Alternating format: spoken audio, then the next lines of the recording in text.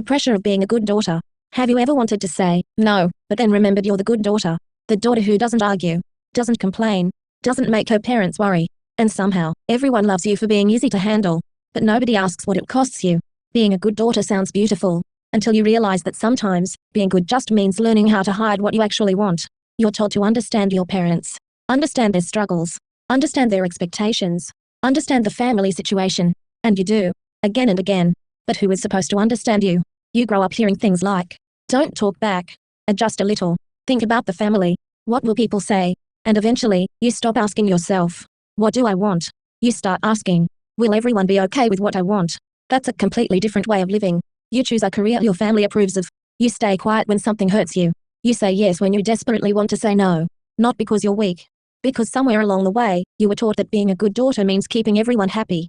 And the worst part, even when you finally choose yourself, you feel guilty. You want to move out. Guilt. You want to choose your own career. Guilt. You don't want to get married yet. Guilt. You want a life that looks completely different from what your family imagined. Still guilt. Because you've spent years believing that your happiness has to come with everyone else's approval. And yes, parents sacrifice a lot. We know that. We appreciate that.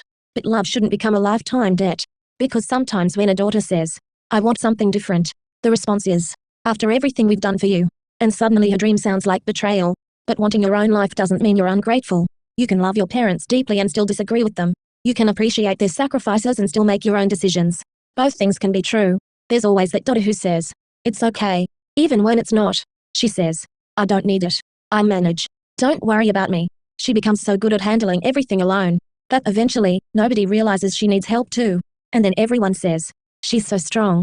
But sometimes, she didn't want to be strong. She just didn't feel like she had another option. Maybe being a good daughter shouldn't mean being a silent daughter. Maybe respect doesn't mean obedience to everything. Maybe maturity isn't always about adjusting. And maybe saying, this is what I want for my life, isn't selfish. Maybe it's just growing up. Because your parents gave you a life, that doesn't mean they have to control every chapter of it. So if you're the daughter who is constantly trying to be good, remember this. You don't have to destroy yourself to prove that you love your family. You're allowed to have dreams they don't understand. You're allowed to make mistakes. You're allowed to disappoint people. You're allowed to choose yourself sometimes. Because being a good daughter shouldn't require you to become a stranger to yourself. And maybe the hardest thing you'll ever learn is this. You can love your family without living your entire life for their approval. That's your reminder from Unfiltered Her.